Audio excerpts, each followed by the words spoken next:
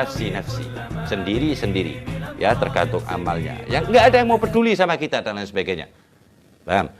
Nah, yang peduli pada kita ya di dunia ini ya hanya di dunia aja. Kalau di akhirat nggak ada yang mau peduli sama kita.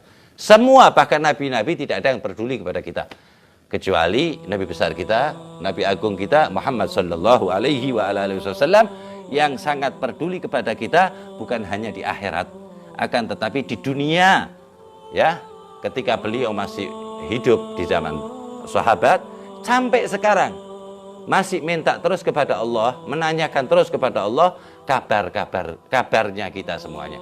Bagaimana amal soleh kita. Bahkan di dalam hadis dikatakan amal soleh kita sebelum dilaporkan Allah, Rasulullah mengecek dulu, melihat dulu amal soleh kita.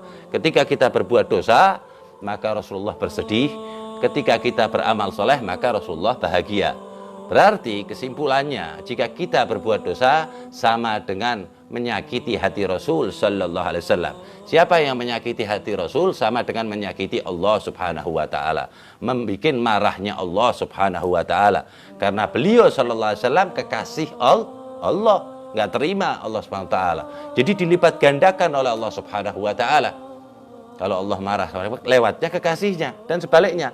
Kalau kita membahagiakan Nabi Muhammad SAW dengan beramal saleh, dengan talibul ilm, selalu menuntut ilmu, selalu mengingat Allah Subhanahu wa taala, hati-hati di dalam berjalan di muka bumi ini hati-hati agar terhindar daripada dosa dan selalu menjalankan perintah Allah. Allah pun akan lebih mencintai kita karena kekasihnya bahagia terhadap kita.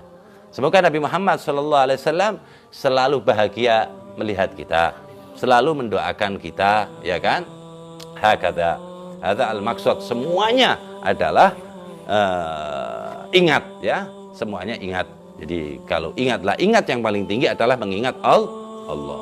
Di dalam mengingat Allah itu terdapat ilmu-ilmu yang kadang-kadang tidak bisa terucap, ya, yang cuma bisa dirasa, apalagi dipelajarin dan lain sebagainya dalam mengingat Allah Subhanahu wa taala. Dan sebaliknya, orang yang melupakan Allah Subhanahu wa taala terdapat keburukan-keburukan yang kadang kita nggak paham, nggak merasa, nggak tahu dan lain sebagainya.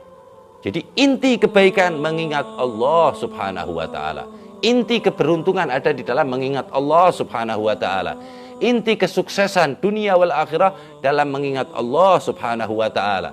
Dengan sebaik-baiknya mengingat Allah, dengan cara yang terbaik yang dituturkan, yang dicontohkan Nabi Muhammad sallallahu alaihi wasallam, dengan mengingat Allah atau mengagungkan Allah setiap waktu dan merasa diri kita sangat kecil.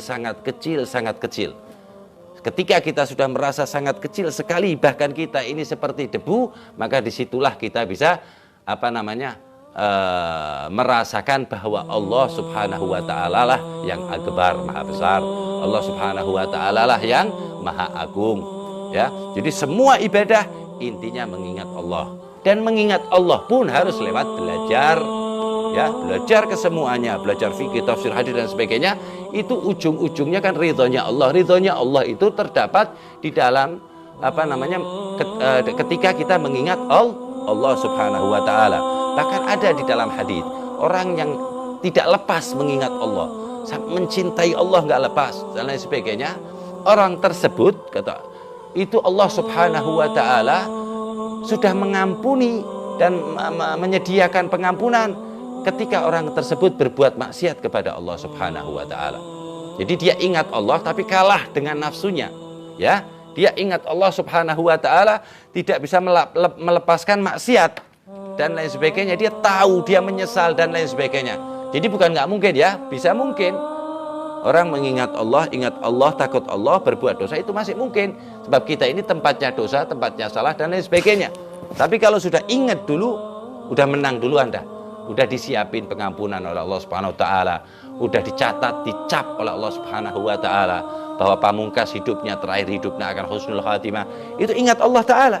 Dan sebaliknya, beberapa banyak orang yang diturunkan oleh Allah Subhanahu wa taala laknatnya ketika dia secara zahir masih mengingat Allah, zahir ya, hatinya lupa kepada Allah Subhanahu wa taala. Secara zahir dia berzikir, mengucap kalimat-kalimat zikir kepada Allah, salat, membaca Al-Qur'an dan lain sebagainya, tapi hatinya ghafil ya, apalagi riya, hatinya melupakan apa yang dia lagi kerjakan. Itu orang-orang yang zahirnya baik, zahiruhu rahmah wa batinuhu min gibalihil adab. Ya, zahirnya itu rahmat, kelihatannya baik semuanya, tapi batinnya adalah azab dari Allah. Di belakangnya dia udah disiapin azab dari Allah Subhanahu wa taala. Semoga kita selamat. Ya, semoga mengingat Allah dengan dengan sebaik-baiknya mengingat menjadi menjadi keseharian kita, menjadi amal kita sewaktu-waktu, kapan saja kita diingatkan oleh Allah agar mengingat Allah Subhanahu wa taala. Begitulah kalau Allah sayang dengan hambanya.